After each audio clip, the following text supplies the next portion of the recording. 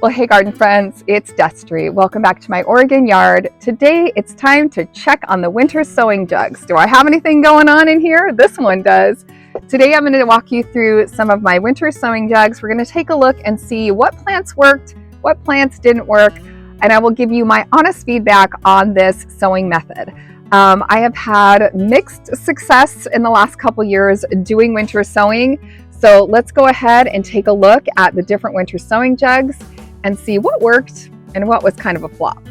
And make sure to stay around to the end of the video. I'm going to be sharing with you my crop of Ranunculus and Anemones and showing you an update of how they're doing. You guys, they are blooming and they are so gorgeous. So you definitely want to stick around till the end. So right off the gate, I will tell you that none of the containers that I used this year that were the kind of plastic clasp containers, none of them worked. So I'm not even including them in this video. I have thrown them all away. I was really excited to do some upcycling and take those clear plastic containers you get at the grocery store when you buy a cake or something and use those for winter sowing. I have to say it was a big fat fail. None of them worked. The only thing that works for me, you guys, are the milk jugs. So tip number one I have for you is, at least for me, I'm not going to waste my time with other sorts of clear plastic containers. They really just, I don't know if the seal wasn't good enough to keep in the moisture and keep out the cold a little bit, but the only thing that really worked was the plastic milk jugs. And honestly, I did get pretty good germination with a lot of my winter sowing, but I don't know in the future if I will be doing this method quite as much. I feel like there's a couple plants that worked really, really well. Honestly, those ones for me are snapdragons. Sweet peas work really well.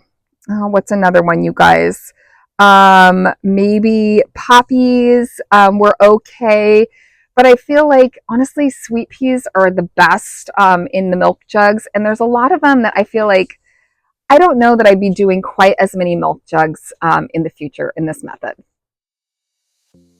So the first one we can take a look at is the bells of Ireland. You can see I only had 3 plants that germinated, not very good germination right here.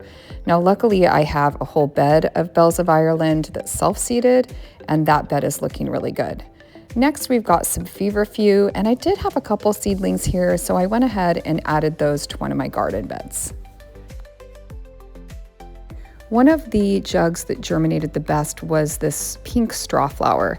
Now I also had straw flower that's self-seeded around my garden, so now I have got a plethora of straw flower, but you can see it did pretty well here, even though I needed to water it. Next was the pincushion flower or scabiosa, and you can see I had pretty good germination here as well.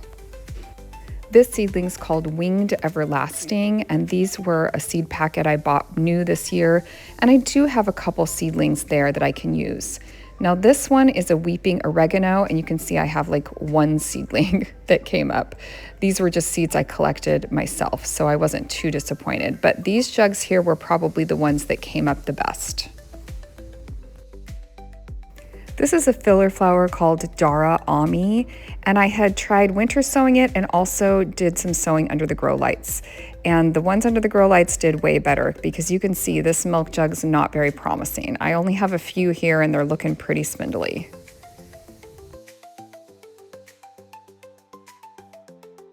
The next couple jugs are the poppies. Now they did come up, but again, the seedlings look really, really small. Today I did go through and take off and cut off the tops of all of these milk jugs, and I watered everything in really, really well. But I still have yet to put a lot of these in the ground. So here is another variety of poppies, and you can see I did have a few germinate here. My next jug was filled with pink China asters. Now these are seeds I collected myself, and you can see I had a pretty good germination rate, which is great because these are a beautiful cut flower. Next up is a gomphrena that I also collected seeds. This is a red gomphrena, and I only had just a few that germinated, but I did go ahead and put them in a pot, so we'll see.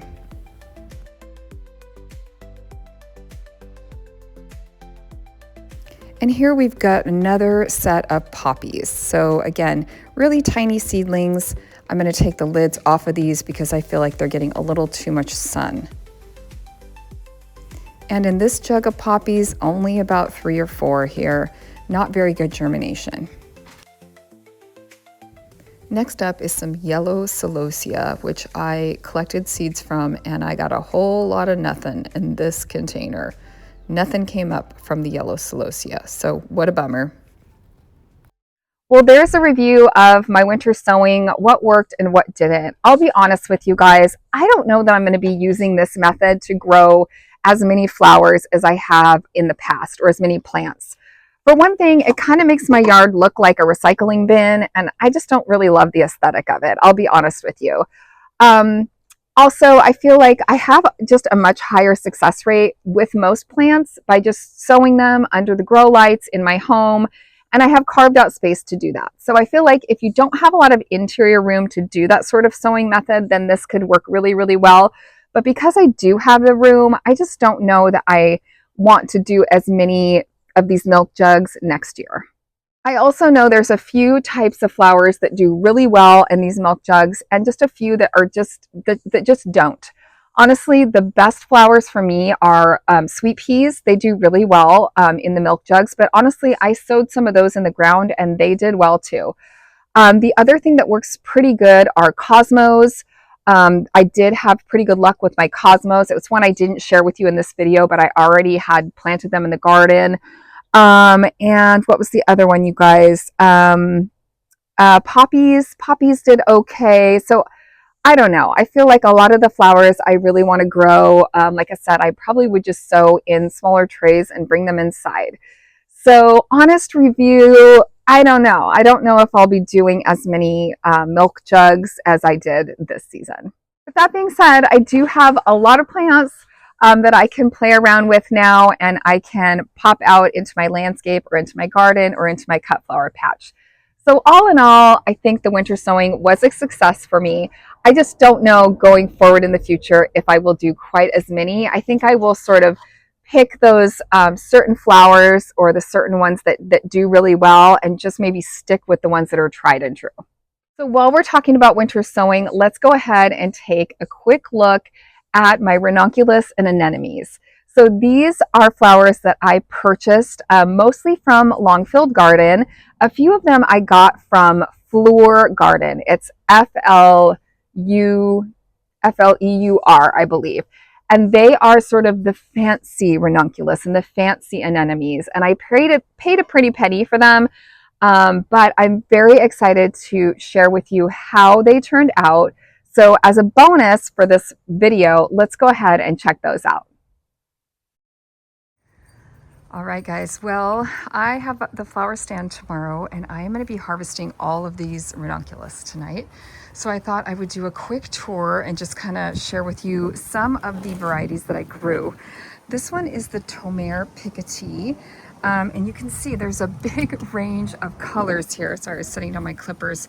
I've got everything from a light pink to more of a vibrant fuchsia color.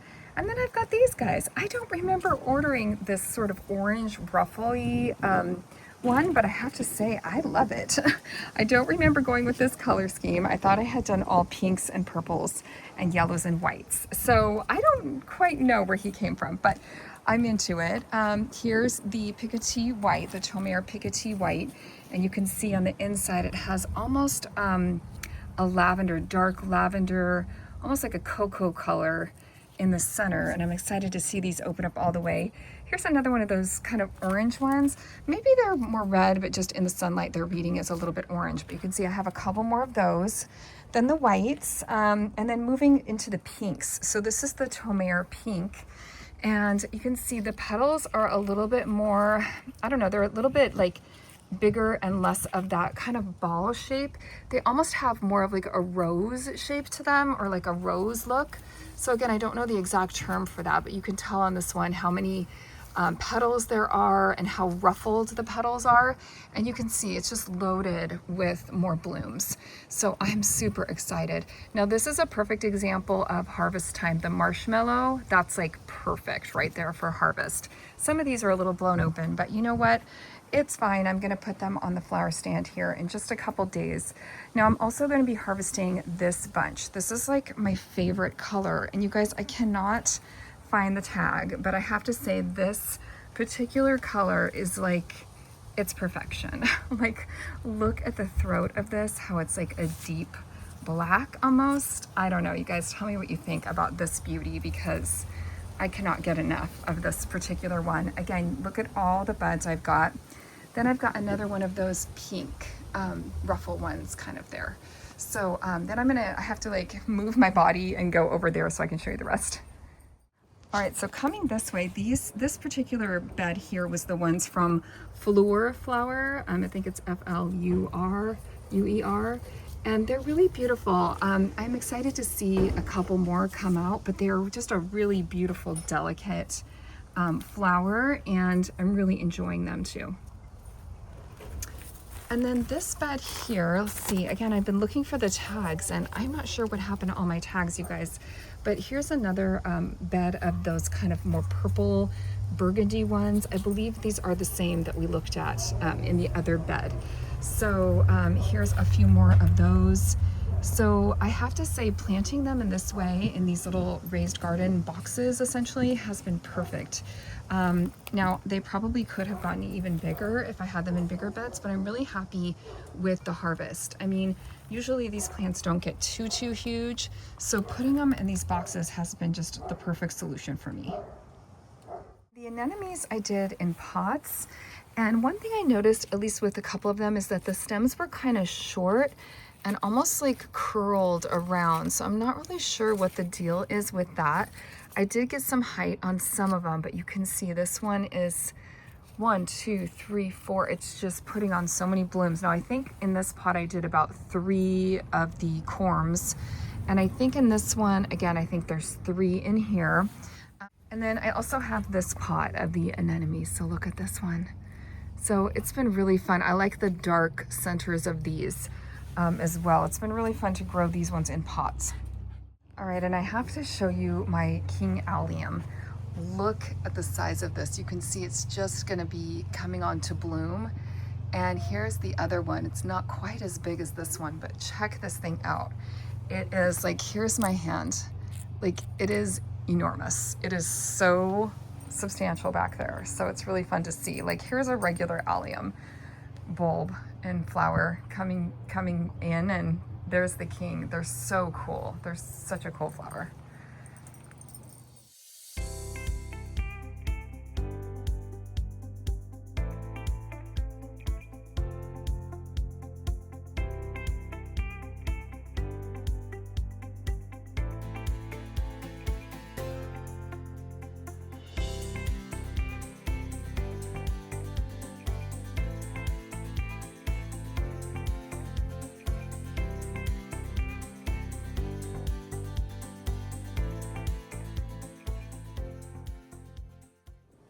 Well, here is the bouquet I was able to make today for myself. You can see I have this beautiful seeded eucalyptus, thanks to my friend Mary for letting me clip on her eucalyptus. And I've got the ranunculus here, and then all the anemones. You guys, they're so worth it. They're worth it. If you can get these into your garden, let me lift this guy, there we go. If you can make room for these in pots or in your garden, there's just really no comparison. Look how gorgeous these flowers are. Anyway, so I hope you liked checking out that. If you want more information on how I grew them, I have that in some different videos, so I'll try to link those for you. But I just love how simple this bouquet turned out with just the overflowing eucalyptus and this burst of color on the top with these flowers. Now again, I can continue to go in here and zhuzh them up a little bit. There we go. So pretty.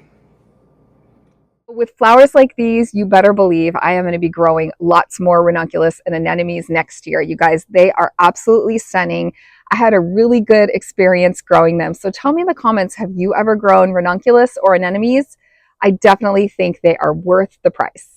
Guys, well, that's going to do it for my reveal of my winter sowing results and a little sneak peek of my ranunculus and anemone harvest this year. I hope that you liked today's video. If you did, could you give it a like and subscribe to the channel and share it with a friend? Also, stick around to the end of the video and click on one of the playlists or videos linked at the end of this video and click on a next video and watch it. It would really help me out. And now I got to get going on more projects. So I'll see you next time. If you need me, I'll be doing some gardening. I'll see you later. Bye.